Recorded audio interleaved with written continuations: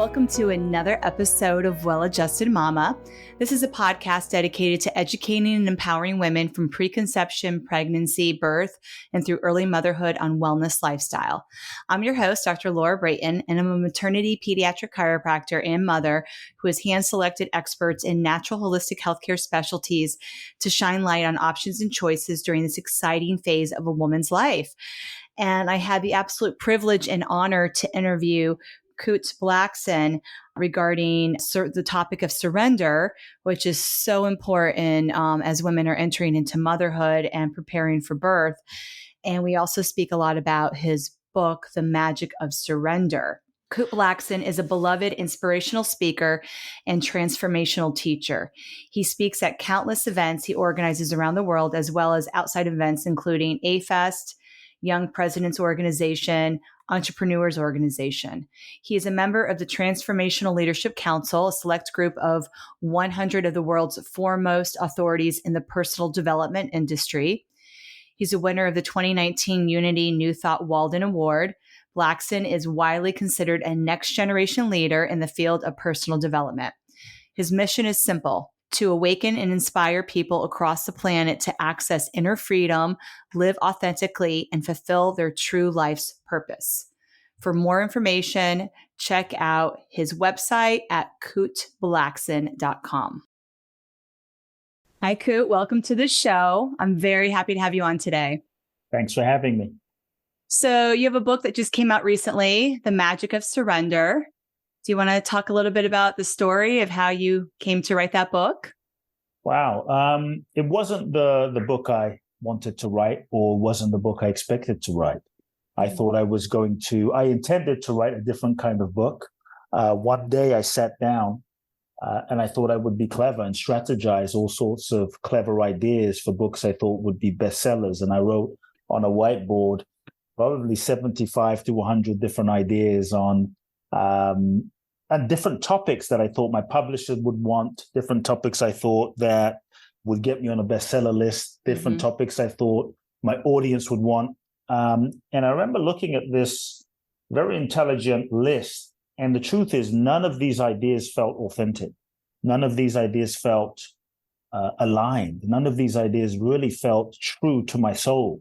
The only word that really stood out for me that felt authentic, that felt resonant, was the word surrender.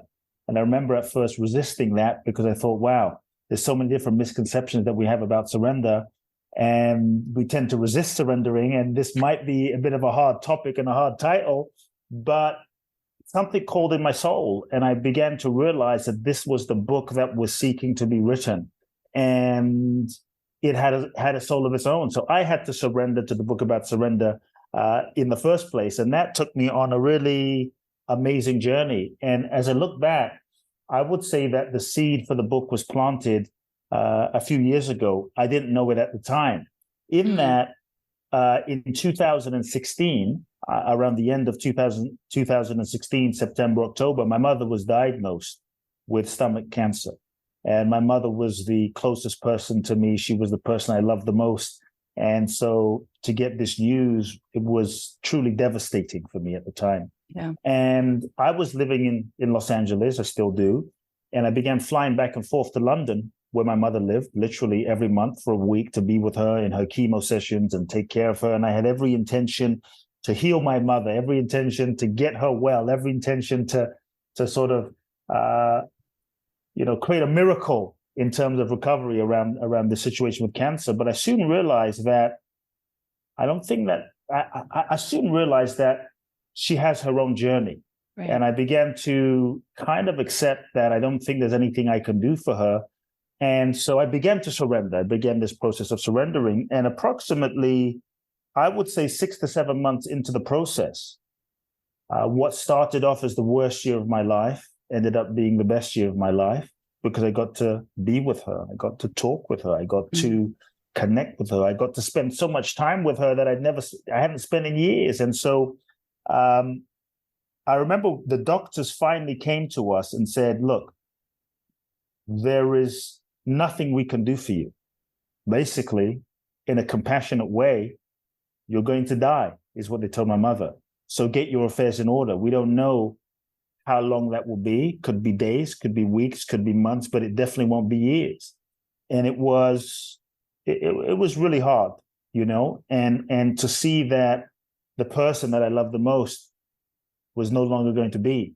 And I looked my mother in the eyes. My mother was a little Japanese woman, and a woman full of love and humility and simplicity and sincerity and just purity of soul. I looked her in the eyes and I said, "Mom, are you afraid?" And the first thing she looked me in the eyes and responded was, "No, I'm not afraid, because I know I'm not this body. Right. This body is just a temporary vehicle for my soul." And it was, and she said, "Look, I'll be with you from the other side, so don't worry." And it was such a simple statement of faith and truth and trust and knowing that I felt, the power in her communication. And then I looked my mother in the eyes and I said, "Is there anything I can do for you as a son? What can I do for you? What do you need? What do you want?" Because at this point, I felt like I was a bad son in that I didn't spend more time with my mother. And this was really the only regret that I had in my life. And I looked at her and I said, what do you need? What can I buy? Where can I take you? And she said, "Look, there's nothing I need and there's nothing I want with my life. The only thing I want and the only thing I need is what God wants for my life. That's it. Nothing else." And it was such a simple statement that like expressed in such a matter-of-fact way. And in that moment, I realized that she was free. In that moment, I realized that she wasn't attached to living.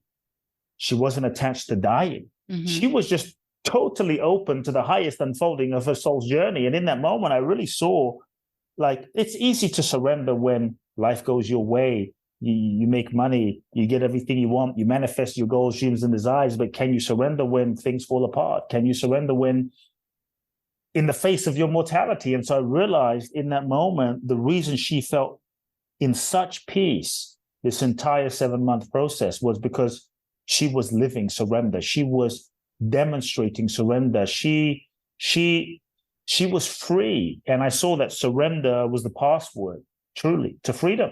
Right. And she was living this. And so I think, I believe that surrender is the most powerful thing that we can do as human beings. I really think that surrender is the real secret to manifestation. Surrender is the key to the next level of our lives. And that it's when we surrender that we experience the next level, we experience true freedom. And when I look at the great ones that inspired me as I was thinking about my book and what the topic was going to be, when I look at the truly great Jesus, Buddha, Gandhi, Mother Teresa, Martin Luther King, Mandela, Bruce Lee, Muhammad Ali, childhood heroes of mine, at some point, they all surrendered themselves to life. They all surrendered themselves to God, the universe, their soul. They surrendered themselves to a purpose that was bigger than themselves. And in that surrender, it's as though they transcended their human limitations. And I think tapped into another dimension of life, another dimension of sort of life's potential. And I think that's when the magic, that's when life began to use them. Life began to manifest through them. And that's when the miracles happened in their lives. And so I think that, in our culture, surrender, we have this misconception around surrender, this idea that surrender is weak, that surrender is passive, that surrender is giving up, that surrender is waving the white flag, that if you surrender, you won't manifest your goals, your dreams, desires, that you're going to be left behind, that you're going to be taken advantage of, that you're going to be a doormat. If you surrender, you're going to get less in life. And I'm actually saying, if you really understand the real essence of true, authentic surrender, then what if you didn't get less, but you got more than you could have planned and imagined and projected with your limited, shall we say, mental ego's capacity to imagine what's possible. Maybe not what you expected, but what if it was better? What if it was beyond? And so I think the ego is quite limited. And so surrender is a letting go of control. I should say the control, the illusion of control, the control that we think we have. Surrender is when we stop trying to force life to fit our limited idea of how we think it should be and who we think we should be, so that we can take the limitations of life and be open and be available and allow life in its, magic to lead us. And so this is the essence of surrender and the conversation in the book that I'm having. I love it. So a thought just came to me about halfway through the book. You speak about the miracle man of Africa, heals all these people, and yet he can't heal his own beloved. Was there a surrender there that occurred? For who? For me or for him? For your father. I can't speak to my father. Yeah. So I won't speak for my father. That's his journey. Was there a surrender? Probably. Look, I think, here's what I would say. I believe that we are souls. Right. And we're souls, and we incarnate into the human experience. To me, the human experience is a evolutionary process. The human experience, we incarnate into the human experience in order to learn, to grow, to evolve. To me, life is a university for our soul's evolution. Right. And everything we go through is really an opportunity for us to grow. And everything we go through, every relationship, every heartbreak, every dis-ease, everything we go through is really part of the curriculum for us to learn and grow, to realize more of who we truly are, to become more of who we truly are, and to express more of who we truly are. And so if that's the case and everything is evolution and learning, then is there an opportunity for my fathers to grow and evolve and surrender? Absolutely.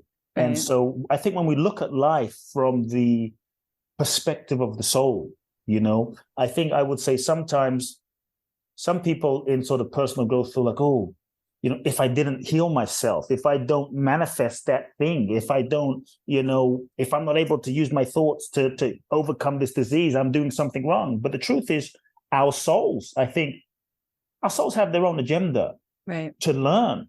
And every experience is part of the learning. So for me, the real success in life is not even about like whether we healed ourselves or not with our positive thinking. And our real success in life, I think, is the degree to which we're able to meet and go through any experience in life and extract the evolution, extract the learning. And so if you're going through an experience in your life, as you listen to this, I'd invite you to sit with, okay, even if it's challenging, even if it's difficult, even if it seems like a failure by society standards, right, ask yourself, why did I attract this situation? What is my soul seeking to learn? What is the lesson that I'm seeking to learn? What am I unwilling to learn? What am I afraid to learn? What do I need to learn? Because I think that when we learn the lesson inherent in any situation, that is the growth, that is the evolution, and that is the success. And sometimes that is the purpose for, I think, why we go through certain things in life. Yes. And you did speak to this, how like the lesson will continue to show up until it's learned. All lessons repeated until learned. There's like 3 or 4 reasons, right, why I've seen things tend to not manifest when we try and we push and we try and we like make it happen. Number one is the goal or the desire that you are pursuing is not truly authentically aligned with your soul's highest evolution, soul's highest journey. It just may not be. Look, I don't care how much I try. Probably I don't care how much affirmations I do, how much plant medicine I do, how much therapy I do, how much visualization I do. I'm not going to play for the LA Lakers. It's probably, right. It's probably not going to happen. I don't want to put limitations on anything, but I don't think I'm going to play for the LA Lakers in this lifetime. And it's probably not my, authentic destiny and soul alignment in this lifetime. I'm probably not going to be an accountant in this lifetime.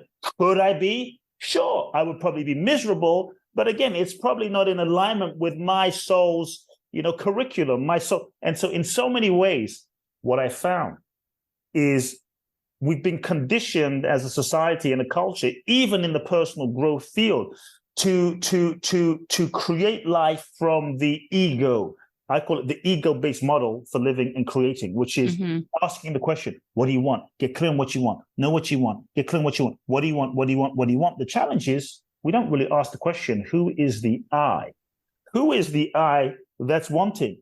Because the degree to which we are may be conditioned, right, in our ego, identity, persona, is the degree that we won't be in alignment and the degree that we won't be truly clear to perceive what is best for us. And so, the old paradigm is get clear on what you want, know what you want, go for it. And what I found is you can create this way.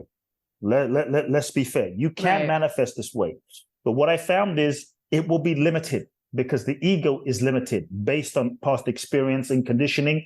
From the ego perspective, we're not able to see the infinite possibilities of what is seeking to happen in any given moment at any given time in our lives. And so you might attain and achieve what you thought you wanted, only to realize that what you thought you wanted was just what you thought you wanted based on who you thought you were. Right. And many times our goals can be projections, of unmet needs. And so for me, the question that I invite people to ask themselves, where do I start? Ask this question, not simply what do I want, but ask, what is it that life is seeking to express through me? What is it that my soul is seeking to express? What is the deepest impulse of my heart? What is the deepest impulse inside of me seeking to express? What is God seeking, the divine, the universe? What is my soul seeking to manifest and express? And I think when we can align with that, when we can attune to that, when we can sense that, feel that, and kind of bring the ego and the mind and our visualizations and our thoughts and our strategy and our resources in alignment with the authentic impulse of our own being, now we are working in sync and harmony with the flow, with life itself. And to me, that is the surrender. Surrender is a deeper commitment to that. And so one of the reasons I've seen things tend to not manifest in life is the goal that we're pursuing is not in alignment with our higher soul's intention. Right. And so what we tend to do is try to force things even more, which then creates more of a stagnation or a blockage. I like to say, just instead of forcing, step back, reconnect, reevaluate, and really get clear on what is truly authentic. What do I really want? I thought I wanted this. I thought I wanted that. But what do I really want? And I think when we can realign and get connected, then we can move forward in the pursuit of our goals in an authentic way. The second reason is, I think, sometimes it's just not timing yet. From the ego perspective, divine timing. We just want what we want when we want it now, but sometimes it's not timing yet. For someone who got pregnant, they might say, I want to meet my newborn child right now, but it's only 2 months. It takes 9 months. There is a cycle and there is a season. You got to put that cake in the oven and you got to bake it for a few hours. Even if you want to eat it in 10 minutes, you can, but it won't be right. It won't be ready. And so I think we have to learn to trust the divine timing. And many times we can't see why certain things aren't happening in the time frame that we want. But often in retrospect afterwards, then we're finally able to understand, I see why it didn't happen in that season of my life. Yeah. The third reason is connected to kind of what I said. We haven't learned the lesson that we need to learn where we are with who we're with. And when things don't manifest, we push harder. But if we push harder, but we haven't learned the lesson, as you mentioned, all lessons are repeated until learned. By pushing harder, all we do is keep ourselves stuck, going in the wrong direction even more quickly. So we can step back and go, what is the lesson? What do I need to learn? And actually learn the lesson. The lesson might be to learn how to love ourselves, to learn how to listen to our intuition, to learn how to honor ourselves, right? To learn how to trust ourselves, whatever to learn forgiveness, whatever that lesson is. When we learn the lesson where we are, that is the key that unlocks the lock to the next level of manifestation in our lives. Totally. So this podcast is mostly for pregnant and new mamas. And Amazing. I believe that birth is the ultimate surrender, or has the option, possibility for that. Can you speak? I mean, I know you've never given birth, but can you speak to that a little bit? And why that's so important? I've never given birth. Right. I've never physically given birth. My wife has. Okay. And we have a newborn. Oh, congratulations. And the process, first, I just want to honor all the mothers listening. You, to me, I've said this publicly, but I thoroughly believe that you are the heroes of the world.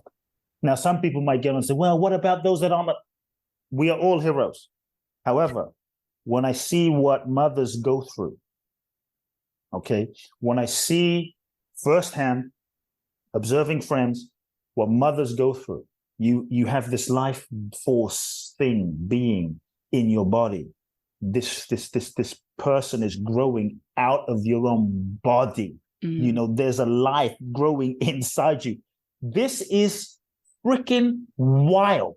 Mothers have been doing this for centuries. So on some level, no big deal. You amazing women have been going about this for like the beginning of time. So like whatever, you're pregnant, you go to work, you drive, you go here, take care of your families, just like nothing. I mean, I have to say, I have a headache and I'm crying, I'm moaning and groaning. And here you are as mothers going through this whole, alchemy in your body.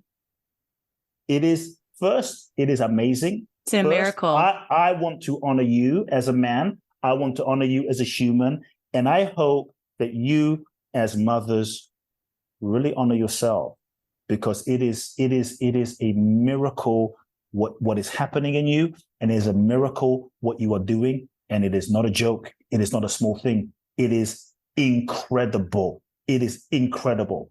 And the process of birth is a real process of surrender, because on some level you have to trust God. You have to trust this intelligence. You have to trust life. You have to trust you have to trust your body. And I think the more you can do that, and the more you're able to surrender, the more this innate intelligence can flow, because your body knows what to do. Yes. There's an intelligence in your body that knows what to do. It knows how to do it. It knows it knows what to do. And so first, it's I've witnessed it recently. And so I have no words. You can tell I'm a talker, but I have no words for this thing that happens, and boom, this life being comes out. And so you are birthing into humanity a life. This is powerful. Mothers, you are powerful. You are in taking care, in birthing this life and taking care of this life. You are responsible for, in a good way, you are responsible. You are co-creating the next generation. That's right. You are co-creating the world. And because that being is a world and a universe that gets imprinted by your energy, by your frequency, by your care, by your love, by your words, by your affirmation, that will then go out into the world and create more universes. And so I hope that all mothers surrender to the fact that what you're doing as mothers, there's nothing more important than that. There is nothing more important than that. And I hope you surrender to that. And I think in our culture today, sadly, the role of mother is not valued. The role of mother is not truly valued at the level it should be valued. Oh yeah, mothers, but truly, especially in places like America, the role is not valued, because we worship sort of hyper masculinized, roles. Mm-hmm. But the role of mother is a space, is a being, is a frequency, is a dimension. And what you provide mentally, emotionally, obviously, food, milk, stuff, but just in your energy, your beingness, and your presence is healing. Yes. And it is setting up the nervous system and the consciousness for your child for the rest of their life. And I have had the privilege of working with thousands of people one-on-one, and tens of thousands of people, hundreds of thousands of people in my events and seminars. And so many of the issues that folks come to me for to break through, not feeling worthy, not feeling lovable, not feeling safe, just go down the list, because we didn't get certain things, growing up. And so, look, that's not to say our mothers were perfect. That's not to say because some folks are going to say, well, my mother was, horrible. It's not to make light of that and to deny that we all had great mothers. And so many of the issues we had growing up were because we didn't get certain needs met as children from our mothers because, they didn't have their needs met and they didn't know what to do and how to meet our needs. And they were just kind of doing the best that they knew how to do based on their trauma and their conditioning and their childhood and their grandparents and their parents. And so that got passed down. And so I think as mothers, when you realize that the love that you give this newborn right now, the love that you give this being right now, the love that you give this soul that has chosen you, that has incarnated into your life, will have the potential to set the soil for such a healthy, human for the rest of their lives. And I think that is a profound gift that you will give not only that child, but humanity. So that's that. I just kind of went on a tangent on a mother's mother tangent. Mother tangent. I don't know if that answers your question, but I just feel like mothers, you're incredible. Well said. And I would say the theme every single episode in this podcast is mama self-care. And you spoke to that about how women, the value of honoring yourself as a mother, whether you're stay at home, whether or not there's any financial, incentive here. This is one of the most important jobs. Period. I think it's the most important job. Because let's look at it. So much of the dysfunction as humans, because we may not have gotten certain needs met and love. I mean, it's not always the case, but certain needs met and love growing up from our mothers because they weren't present, because they had to go to work, because they were in difficult situations, because they didn't know how to care for themselves and and they weren't able to give that to us. And so I think that the most important job is a mother. So what can mamas do today to honor themselves? And what would you share? And surrender? There's a few things. I think that one of the greatest gifts, this is two-part maybe answer. I think one of the greatest gifts you can give your children, obviously, is seeing who they are. First, let's start with the obvious, just the loving presence, the unconditional loving, and the gift of really seeing who they are as souls. Mm. Because often children are born into this world and the world sees who they're not. You're not this, you're not that, you're not this. And so before you know it, that starts getting imprinted on the child and they start forgetting their divine nature. They start forgetting their perfect, whole, complete beingness. They start believing the conditioning and the lies of society and the media. You're not enough, you're not enough, you're not enough. Oh, who do I need to be in order to be enough, right? And so I think one of the greatest gifts you can give your children is to truly see who they are. Like, I see you. Yeah, there's all this stuff, but I see you.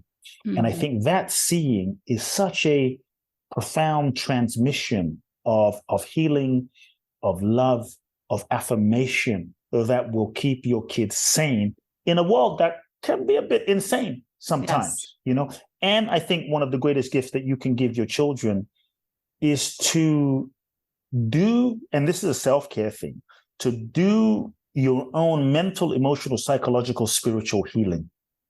Because your children will often act out and play out your own unresolved, issues and fears and traumas unconsciously, because they're so connected to you that they will often act and play that out. And so when you're able to really do the inner work, which is your own self-care too, do the inner work to take care of yourself, heal yourself, release, forgive, clear, heal. I mean, the list goes on, right? To do that internal work so that you can have that peace in yourself, so that you're not carrying pain, hurt, shame, guilt from the past. Then that energy doesn't have to unconsciously be taken on by your children. And that is a profound gift that you give to the consciousness of your child.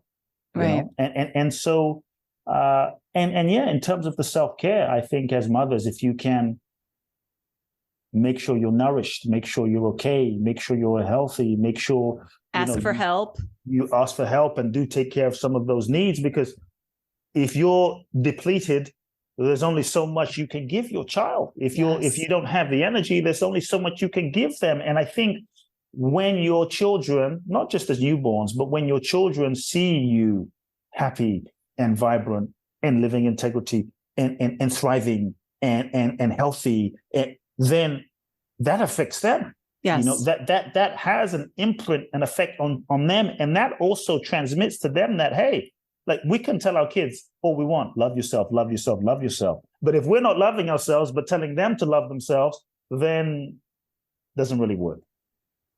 It's so true. And so, we're modeling, right? And it's so much more than words. It's like our actions speak louder. Yes. How do you feel about back to incarnation? Like when a woman is pregnant, she's calling in the soul of her child is choosing its parents. Do you want to speak to that at all? Yeah, I mean, that's a whole complex conversation. We only got a few more minutes left, but yeah. Yeah. Look, do I believe that we choose our parents, energetically? Yeah. Do I believe that it's an accident that we incarnate with our parents? And no. If there is, I don't know. But if there is such a thing as past lives, is it possible that, we have been together before? There is that potential. I mean, I can't prove it, but there is that potential in the possibility of things, And so if we, let's say, play with that metaphor, then I think it's no accident that we incarnate. And I think as souls, when we're incarnating, we are incarnating with maybe certain lessons that we are needing to learn. And so I think our energy will tend to gravitate to the souls who are already incarnated on earth that can help us learn those lessons the most. Like, I'm going to choose that guy for a dad because, it'll take me like 30 years to like work through those lessons. And I'll choose, that mom, take me another 30 years to work through those lessons. And so perfect dynamic based on our parents. And so in that sense, so I think, karmically, family is perhaps one of the most intensive classrooms for our soul's evolution to work through our core lessons, core karma, core evolutionary invitations. And so I think if we're able to surrender to that, then we're able to surrender to the lessons, because sometimes our parents and our family are not people that we enjoy. Sometimes the parent and our family are the people that piss us off the most. Sometimes the parent and family are people that we don't want to be around. And I think part of the surrender is not like, I have to like interact with them. Part of the surrender is to say, this is the family I incarnated into in this lifetime. Let me surrender to the lessons that I'm supposed to learn. Because I think if you can then focus on not just the relationship, but the lessons, it will change your perspective and how you relate to your mother. Like, wow, what are the lessons that me and my mother are meant to, what are the lessons that I'm meant to learn from my mother in this lifetime? And if you focus vice versa. On that, and vice versa. But the challenge is you can't be responsible for the other person, learning the lessons that they need to learn. You can't control that. But what you can control is, what am I supposed to learn? When you understand, I'm supposed to learn forgiveness with my father. And probably if, let's say, you realize I'm supposed to learn forgiveness, or I'm supposed to learn self-loving, there's probably going to be opportunities where he or she will give you things that you need to forgive, or he or she will maybe talk to you in a certain way or relate to you in a certain way where you're going to have to embrace loving yourself. And so when you really look at it through a different lens, not just what is happening, but the lessons for your soul, it can really shift your perspective and give you a different way of navigating in the relationship. Yeah. And I really appreciate you speaking to innate intelligence and, universal intelligence or God. That's, as a chiropractor, that is literally our philosophy. The body is a self-healing machine, whether it's pregnancy, birth, we don't have to be conscious. Our body knows exactly what to do. the innate is the individual. And then there's a connection that all birthing women, while they're literally delivering their baby, are connected to all women before them who have already given birth. Yes. So the intelligence is so strong that when we really surrender to that, it's like we just get out of our own way. Yeah, I think that's where the magic happens, as an intelligence that knows. In terms of birth, again, it's easy for me to say because I'm not the one that's like pushing this baby out. It's a whole different case, right? But one thing I would invite, and I said this to one of my friends, my friends who's a woman who's having a kid, I invited her to surrender all ideas as to how she thought her birth should go. Mm. Because sometimes, even in the spiritual, we have this idea of like, it's going to be like this crystals and unicorns and the angels, and it's going to be this super amazing, and doesn't mean it can't be, right? Doesn't mean let's hold that intention. But I think some women, and forgive me if I'm speaking, out of place as a man, so I say this with humility, I think some women and men, in that we get attached to the idea of how the idealized, preconceived idea of how we think the birth should be, and we hold so tightly to that it creates a limitation, and then we're not open to the actual birth that is happening and the birth that is unfolding. And that can, I think, even endanger a situation and make the birth process much more difficult than it needs to be. Because sometimes, I believe that when a child incarnates, they come in with their own agenda, they come in with their own intelligence, and they're going to have the birth that they truly need, and they're going to have the birth that their soul needs to experience. Obviously, we do what we can. So I think there's a lot of pressure that can be put on women, especially in the spiritual field of, you got to have this sort of super duper, birth that's all natural, only like this way, rather than saying, let me hold this intention, but I'm going to surrender it, and I'm going to be open to life. And the most important thing is healthy mom, healthy baby, and being able to be as present as possible. And so I think when you take that pressure off, it just allows for more grace, however that grace looks, It really does. And even if the lesson is, a loss, right? And that's a hard one, but there's still a lesson there. That's hard. Yeah. So I think you're right. Like, I do like the idea of having an intention. A lot of the women listening want an unmedicated vaginal delivery and are looking to do it naturally, and all the benefits that come from that. And it's not always possible, right? There's and I think that's what's important. Like, it's not always possible. And I see some women, sort of judge themselves. Yes. They'll feel like a failure. Their body failed. That's what I want. That's what I would like all the women to surrender. Yes. Like, surrender that. Yes. So it would be ideal. But surrender that. You might need an epidural. You might need morphine. You might need a C-section. Yes.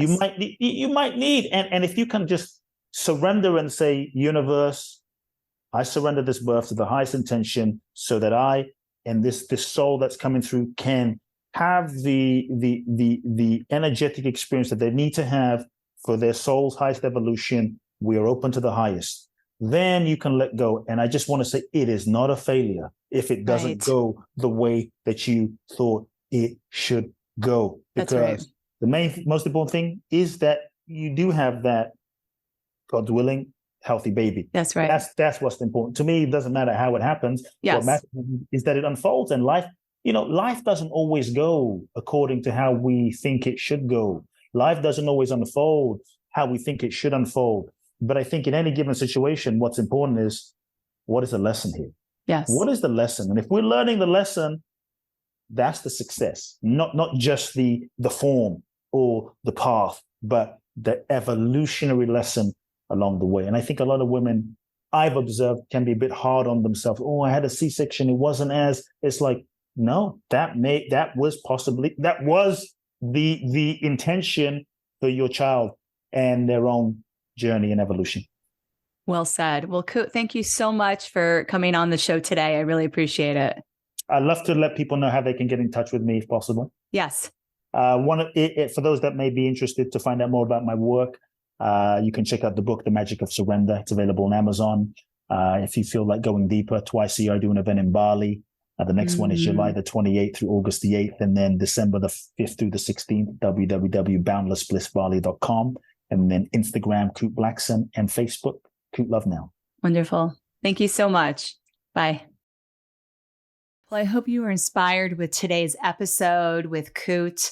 He really has a lot of wisdom and power to share with us. And I really love that we were able to focus on the topic of surrender and how it relates specifically to women that are pregnant, birthing, and new moms, because it is so important as women that we do this deeper personal development type work in anticipation for the mothering and all the challenges and joy that come with that. So for more information about Kute, to check out his seminars and his trips in Bali, go to his website at kuteblackson.com.